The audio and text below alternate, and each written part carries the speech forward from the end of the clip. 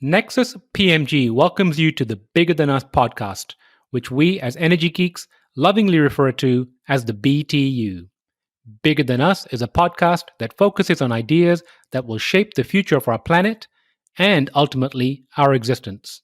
We will occasionally lean into energy topics because, after all, it's the key to our collective survival. But we'll also explore other ideas and topics that we believe will have an impact that is bigger than us. And now, on to today's show.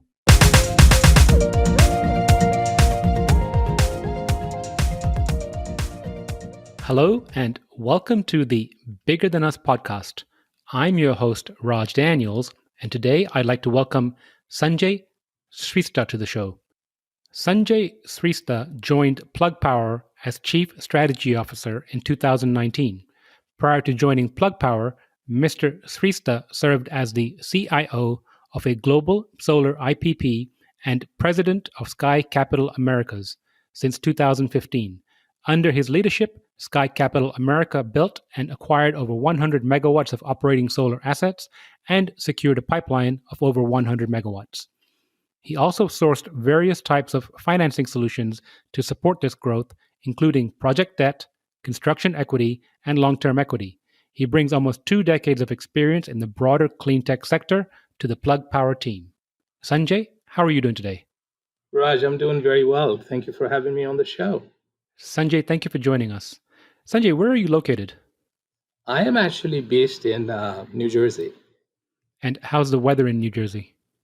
As a matter of fact, we've had a bit of a heat wave, but today it's turning out to be a slightly better day. But the last few days actually have been not a whole lot different than being in Dallas. So have you had the opportunity to get out and get some fresh air today? Not today. I haven't actually stepped out today. But one of the things, Raj, I've tried to do, right, is given I think this COVID-19 and we're all sort of sheltered in, working from home, I've tried to be very disciplined about making sure that, towards the end of the day, I'm actually going out for a bit of a walk, right? Because I think it's kind of important for a variety of different reasons. So I'm trying to be very disciplined about that. But I haven't done that yet today. I usually do that towards the end of the day. Well, hopefully you'll get out and enjoy the good weather. I certainly hope so. So, Sanjay, I like to open my show by asking my guest the following question. Sure. If you were asked to share something interesting about yourself, what would it be? Well, see, Raz, that's a really good question, right? So, look, I mean, I think not talking about sort of personal element of interesting things that we've all been fortunate about what we do and things like that. You'll probably laugh and find it funny. So, as you know, I grew up in Nepal, right? I moved to the U.S. when I was 18, 19, and Nepal is a landlocked country, so I didn't know how to swim. Right, so a lot of people in Nepal, there's a handful of swimming pools, right? But swimming is something that some of my friends are very good swimmers, but I didn't happen to be one of them. So when I came to the US, and here's the irony of it, right? I love the beach, I love the water, but I had to learn swimming as an adult. I'm still learning. Not a good swimmer, right? That's something that I think is, and as my daughter puts it, Dad, I cannot believe you're an adult and you don't know how to swim very well. That is interesting. And I think it's a perfect example of perspective. I have a lot of family from India and very similar situation. Some that live by the coastline, maybe, Bombay, Mumbai, Gujarat, Sure. that area. They may be more familiar with the coast and the water, but people that, to your point, are landlocked and, don't come from means or resources or access, swimming is not something they do naturally. And so I have a lot of friends here that are from India that have the same issue where they can't swim. And when they're taking their children for swimming lessons, they too are taking swimming lessons at the same time. Same here, my friend. But the only problem is my daughter has become a much better swimmer than I am. Well, luckily for me, I can float now, right? I can float, I can tread water. So it's not like I'm probably going to drown right away. Thank God, because it's obviously very important skill set to have in life, right? So I really made an effort trying to get to that point. But I thought that probably was pretty interesting that I don't think a lot of people know about other than a handful of my close friends. And for now, hopefully you have height as an advantage too. Right. That's right. So, Sanjay, can you give me an overview of Plug Power? Sure. So Raj, and look, I mean, I think At Plug Power, we feel like we've done some very, very, important and exciting things for the broader hydrogen fuel cell industry. Right? So, company's been around for a long time, and a lot of folks probably know that. We've been around for 20 years or so, but for the first 10 of that 20 years, company was mostly focused on R&D, sort of exploring a lot of different markets. But it's really, we've actually, since our existing CEO now, he joined the company about 12 years ago, and then he started scoping the landscape of what market can we really be the one that is going to be a viable, economical, commercial market for hydrogen fuels, right? And then you fast forward that to 2014. That's when we started doing business with Walmart, right? And then you fast forward that to now, where we've actually delivered 30-40% revenue growth. In last 10 years, our commercial revenue has gone from $1 million to like $237 million last year. We were EBITDA positive for the full year of 2019. Now we are the largest company in the world with a number of the fuel cell systems that are out there in the field. In this last 10 years, we've reduced our system cost by 10%, by 70%. And we've been in this learning curve where every time we double the number of installed base out in the field, our cost goes down by 25%. We have now become the largest user of liquid hydrogen in the world, consuming almost 30 tons of hydrogen a day.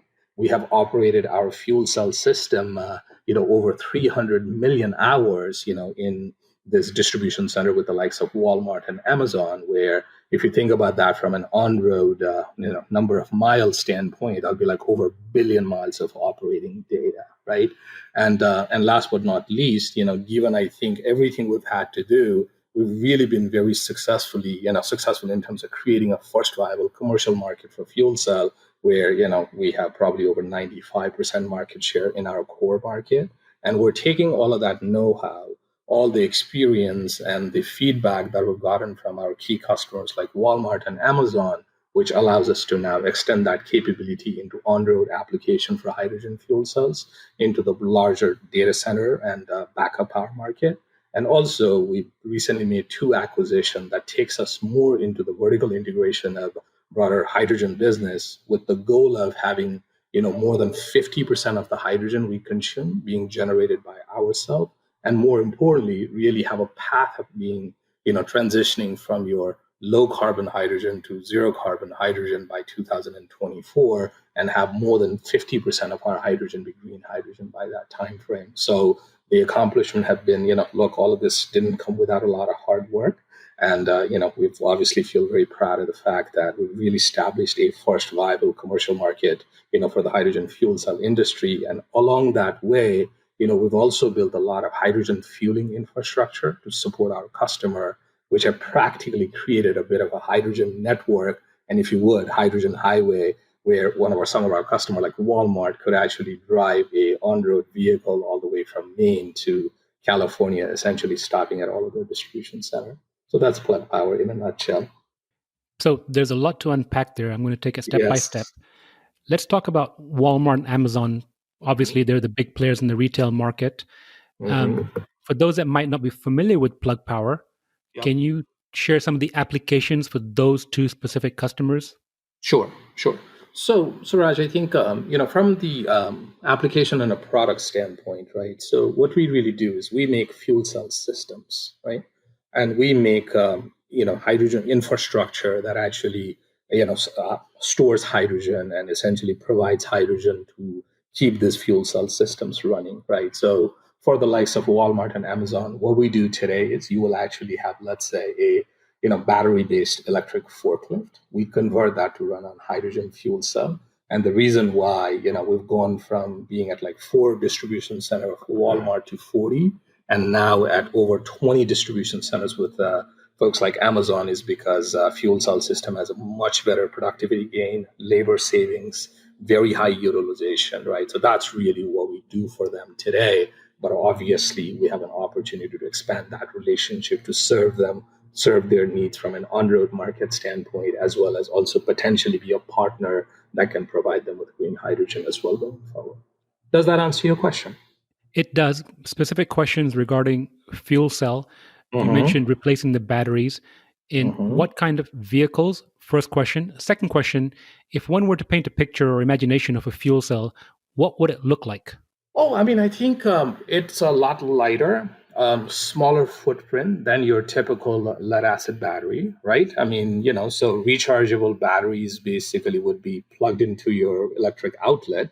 In case of fuel cells, it's gives you constant power. It doesn't have the same challenge like the state of charge issues with the battery, where the sort of the so the productivity of that battery starts to go down once you get to that 20% state of charge, right? So it doesn't look a whole lot different than that. It's just uh, but hopefully I'm not coming across like being a bit biased here. It's neater, cleaner, simpler, and the balances system is getting even easier and easier as we have gone from first generation now already to the fourth generation of our product. So when you visualize it, right, it's look, it's a chemical reaction that's taking place, right? You've got essentially hydrogen going in from one side, air is going in from the other side, electricity comes out from the system, and that's what drives your electric motor, and that's basically what it is.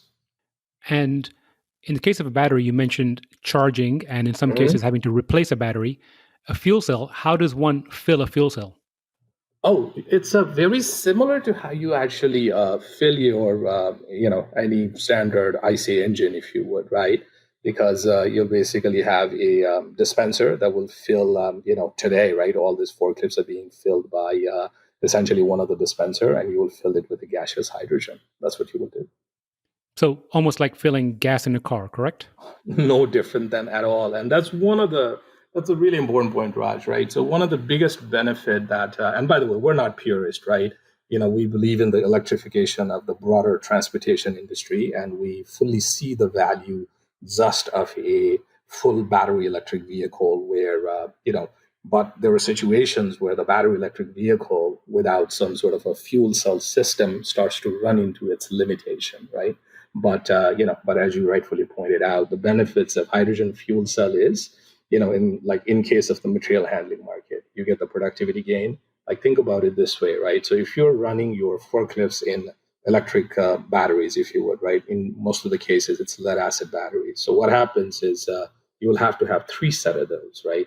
One that is being charged, one that is being cooled, and one that is actually running the forklift, right? And then also once you get to a certain level of state of charge, the productivity of that forklift starts to go down. So you also have an issue of folks that are actually sitting in the queue while the battery is being changed, right? So you need to have three sets of this, the time it takes to charge. So by using the hydrogen fuel cell system in these material handling markets, you get productivity gain. You don't need to worry about 15 or so minutes of somebody sitting there while the battery is being changed. You can actually fill your forklift in a minute and a half, so you get a lot of benefit from that. And also fuel cells give you a constant power, which means throughout your performance in that 24/7 time, you're not dealing with sort of the surge and the sag of the batteries, right? So you end up being able to, so you would never run into a challenge of having to pick a big box of water 20 feet up, right? So you get all these incremental benefits by actually using fuel cell system in this case of material handling industry versus just using the lead acid battery. Thank you for the clarity on that. And Of can you course. speak to some of the stationary applications?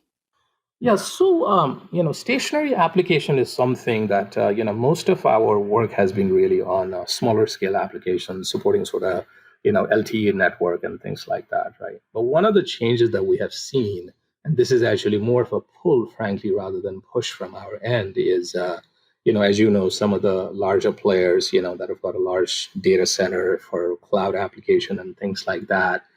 Most of the players like the Amazons of the world, the Microsoft of the world have come out and talked about their sustainability goals, right?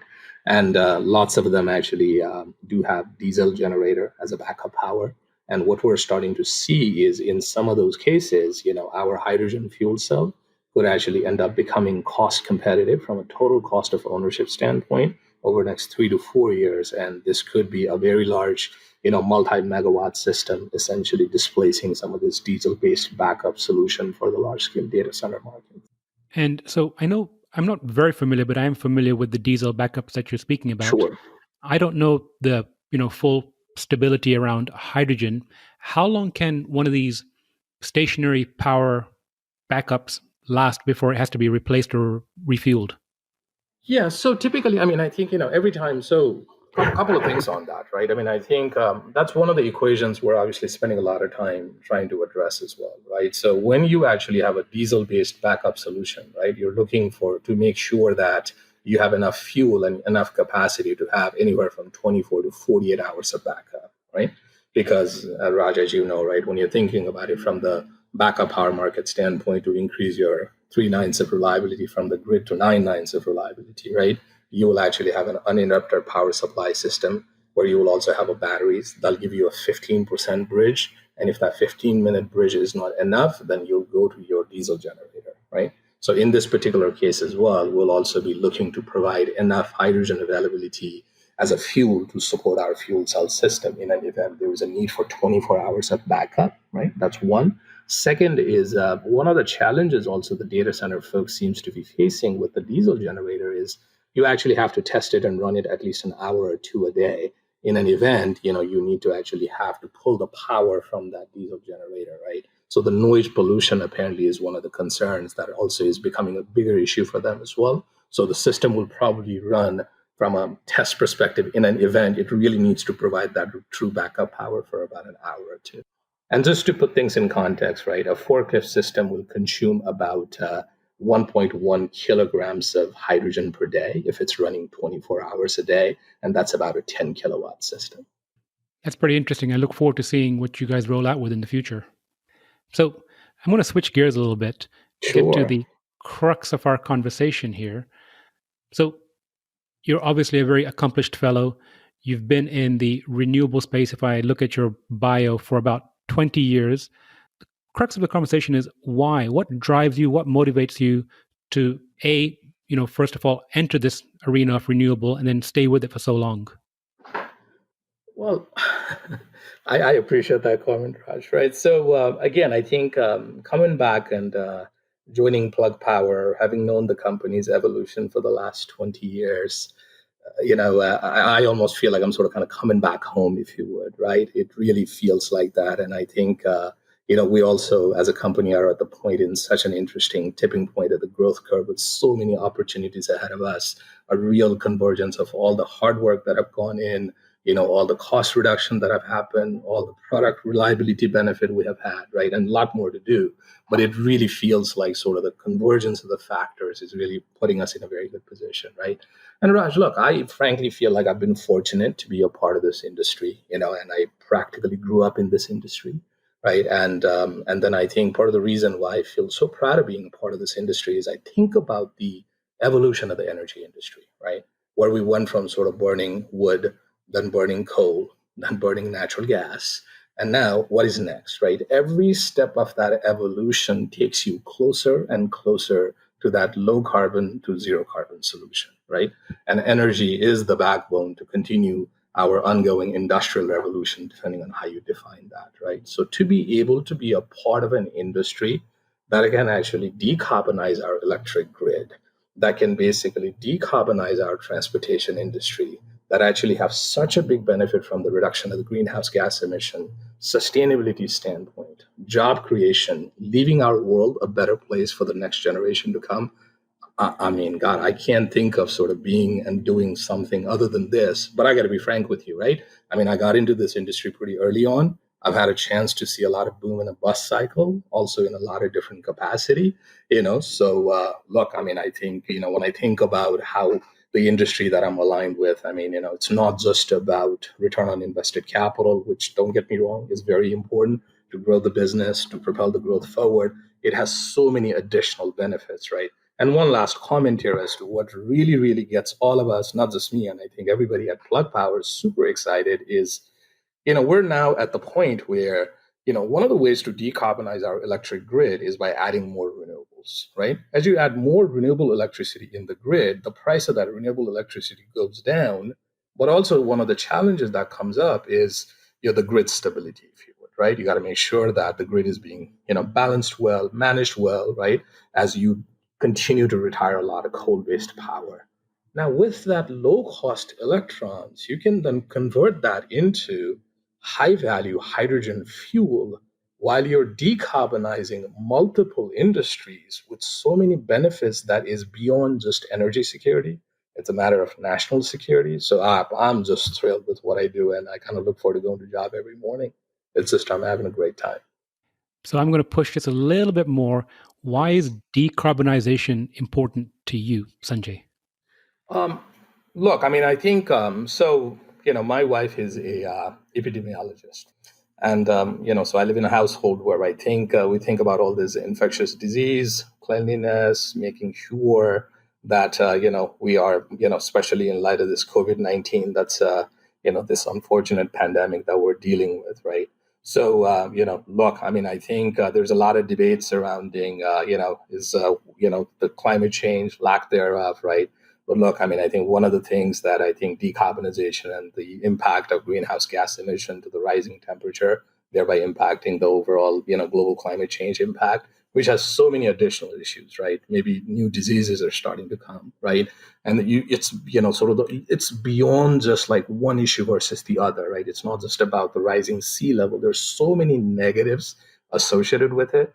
And if by being part of the industry that can play a major role in attacking that, it has a personal gratification, it has a professional gratification, and frankly, that's why I just love the fact that I'm part of this industry. I really appreciate you sharing that. You said something earlier. You said boom and bust cycles. How is Mhm. this time different from the cycles that you've seen over the last 20 years? I think it's very typical to any, I hate to use the word emerging growth industry, right? Because I think we're a little bit beyond just emerging growth industry. So what does it look? I mean, when you think, let's go down the memory lane, if I may, right? So what Absolutely. happened in 1999 and 2000 is, the broader alternative energy industry or energy technology or power technology. There's a lot of different terminology, clean tech industry, right? There's a lot of different terminology that's gotten used for this industry, right? So look, it was all about a potential role of, back then in 99 and 2000, it was a lot about a role of hydrogen fuel cells, right? That can essentially, provide a backup power, that can provide transportation solution. And I think while the premise was right, I think it was a little bit premature because we were not quite where we needed to be from a cost, technology, or the availability of the infrastructure standpoint, right? So when some of the companies went public back then, there was a lot of excitement. Then you basically had a technology crash of 2001 and 2000 that obviously drove the entire sector down, right? And you saw that happen from between, let's call it 99 to 2003. And you obviously had a lot of volatility with the price of oil as well at that time. So that was phase one of, exuberance and correction, if you would, right? Then you fast forward that a little bit to 2000, not so much fast forward. Then you got 2004 that comes in where Germany decides to implement, incremental solar policy, right? Then you start to see solar industry gradually start to take off. And then comes basically a feed-in tariff program, not just in Germany, but also in Spain, Italy. The European market starts to see a massive growth in the solar installation to a point where I remember being in one of the solar conferences that price of polysilicon, the key raw material, right? When your cost of production is $20 a kilogram, it was trading at $450 in the spot market. That was not sustainable. That was exuberance, right? It's just a cyclical growth nature of that industry. Then you saw a massive correction starting to happen in 2009, obviously coinciding, unfortunately, with the bit of financial and the banking crisis that we saw, right? But the real correction in the solar industry and the capacity consolidation happened in 2011, right? So you had that boom and then a little bit of that bust but there was a silver lining in that bust, which really only saved the handful of companies that deserved to, frankly, for the lack of the better word, to survive because they had the right balance sheet, right business model, right thought process, right, in terms of where this industry needs to go. The net benefit of that, we saw the levelized cost of energy for solar starting to compete against peaking gas-fired power plant, right? We're now finally at the point where the cost of electricity from solar and wind is competitive against a lot of fossil fuel-based solution, right? So I think even though you had that boom and a bust cycle, industry's maturity and the cost curve gotten it to a point, it's very sustainable. there was one another very important phenomenon that occurred, and I do give Department of Energy a lot of credit for this, for their loan guarantee program, which was implemented in 2011, which really opened up a lot of financing activity, project financing, back leverage in the solar sector, thereby reducing the cost of financing, really making solar a very, very attractive asset class, right? Then you started to see another wave of IPO. And as you can see, once again, a lot of the really interesting, exciting companies are back in favor again. But on the hydrogen fuel cell side, I feel like, in a way, everything I've done in the solar sector, things that I've done in the structured financing, things that I've done building solar projects and stuff like that, it's all converging where on one hand, we have low cost electricity, but on the other hand, we have a massive trend of electrification happening. Batteries will play a role, very important one, but battery is not going to solve everything. Then you got the hydrogen fuel cell electric vehicle that is going to play a very important role. You got low cost electron, high value fuel. And I think we're probably at that point where a handful of companies are going to see a very nice run here, very nice growth. And hopefully we're looking at an upturn in the cycle here as well. So that's the last 20 years of what happened in the renewable energy industry to the best I can recap. No, I think it's fantastic. And I know from your bio, you've had a front row seat. You mentioned through structured finance and then with solar. And you also mentioned a word there regarding converging. And I think the convergence is happening right now. You mentioned the cost and the demand and, different factors coming into play. So I think that was a great answer. I really appreciate you sharing that. And I think, hopefully in Graham Moore's words, we've crossed the chasm now and we're Let's on hope that. so. Yes. Yes, we're Let's on, we're hope on that so. I think upward. so. I certainly think so. Right. I think, I do believe that we've sort of crossed that valley of death. Right. And, but again, there is still enough work to be done. Companies need to be still disciplined. We have to stay focused. We have to keep at it. Right. And, fair point. Absolutely. And speaking of staying focused and keeping at it, what would you say are some of the major lessons that you've learned on your journey? I think about that a lot, Raj, right? I mean, I think, so a couple of things, right? I mean, I think this might be a little bit interesting perspective for you because I've not been a operational guy my entire life, right? And I think I've been sort of the sell side analyst. I've also been a banker. Then I've become an operational guy, right? One of the things I've learned is, I think in terms of the growth of any industry, it's not just one aspect alone is not going to get you there, right? And I'll come to that as to what I mean by that, right? So it's almost like the four-legged stool, if you would, right? Where while sitting there and talking about the importance of financing, importance of capital, that's very true. But I think that alone is not going to get some of the industries like we're talking about here, right? Sustainability sector continue to grow, right? You need to have operational excellence. You need to think about cost reduction. You need to think about manufacturing scale up. You need to think about right partners. You need to think about right customer servicing. And frankly, I think one of the biggest thing I've learned in this whole journey is, I think operational work and the amount of the dedication and the effort you have to put into actually build things, one should not underestimate that, right? And I think it's again, finance is very important, but I think from a financial perspective, it's a lot easier to say maybe ABC should have been done, but going and actually doing the ABC is very, very difficult, right? So building an enterprise and actually rolling up the sleeves and getting that done, it takes a tremendous amount of effort, right? So that's one huge, huge appreciation I have because, it's when you were writing a sell side report, recommending or not recommending a stock of a company and saying, well, they missed the quarter and how can they? Versus actually making sure you're driving towards making the numbers, all the effort that goes into it, it's a lot of work, right? And I think that level of appreciation, I think, is something I really treasure and appreciate because I don't think I could have had that perspective had I not been on the boat side. I appreciate you sharing that. So, magic wand, 5 years from now, what does the future hold for Plug Power? Well, I don't know if we need a magic wand, but I Hydrogen hear wand. you.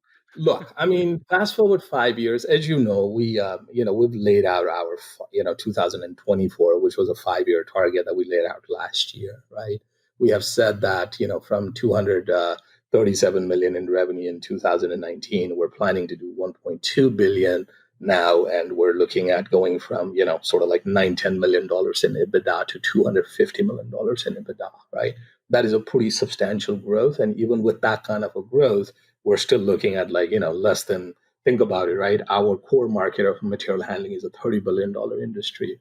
On-road market, $300 billion industry. Large scale data center and a backup power, $15 billion market. Hydrogen economy on a global basis, $2.5 trillion industry, right? So even while the numbers are pretty good from a growth rate standpoint, it is still such a small fragment of the market. Look, I mean, Magic One, I think we probably would like to be working with partner and on our own, that we have become the largest green hydrogen generation company in the US, with an effort to become that, with a similar effort unfolding in Europe and on a global basis. We have gotten a lot of traction in the on-road market, in terms of number of vehicles that are out there, continuing to work with some of our core customers that we have that also have a lot of on-road vehicle out there as well. And look, and I think all the employees are happy, people are happy, and we've built an enterprise that is much larger than where we are today. But frankly, Raj, I think it's just more blocking and tackling than really waving a magic wand, to be honest with you. Well, I look forward to watching you capture as much of that market as possible. So, Sanjay, I'd like to end the show with this question. If you could share some advice or words of wisdom with the audience, what would it be? So there's two aspects, Raj, right? I mean, I think it converges, but there's two aspects in my opinion.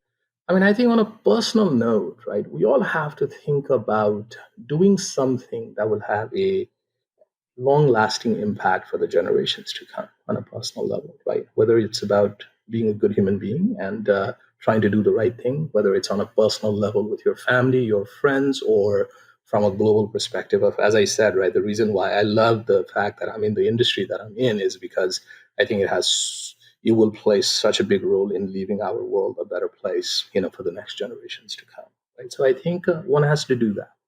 Then I think folks should never give up, right? I mean, I think it's okay if you don't succeed in something, right?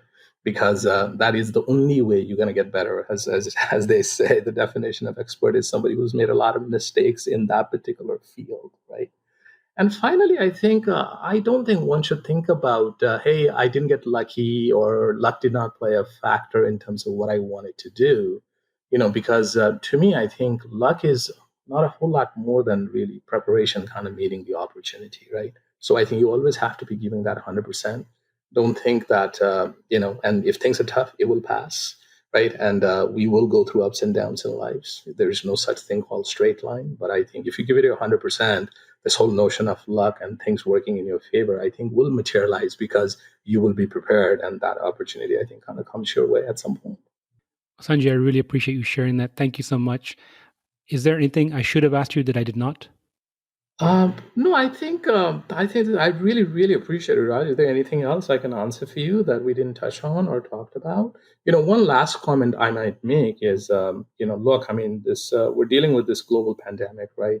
I mean, we at Plug Power, we took a lot of steps even before some of the mandates from the government side.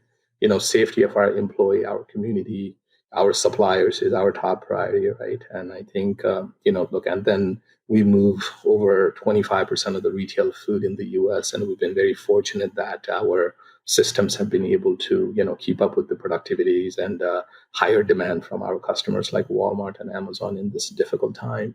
And I just want to tell everybody, stay safe, stay healthy, be careful. And, I think I'm sure we will get beyond this. We'll come out stronger of this. But I think, a bit of a precaution in times like this is always good. Thank you, Sanjay, and I look forward to catching up with you again soon. Thank you very much, Raj. I really appreciate the opportunity. Thank you for listening. If you like our show, please give us a rating and review on iTunes. And you can show your support by sharing our show with a friend or reach out to us on social media, where you'll find us under our Nexus PMG handle. If there's a subject or topic you'd like to hear about, send me an email, btu@nexuspmg.com, or contact me via our website, nexuspmg.com. And while you're there, you can sign up for our monthly newsletter, where we share what we're reading and thinking about in the clean tech, green tech sectors. Bigger Than Us is a Nexus PMG production.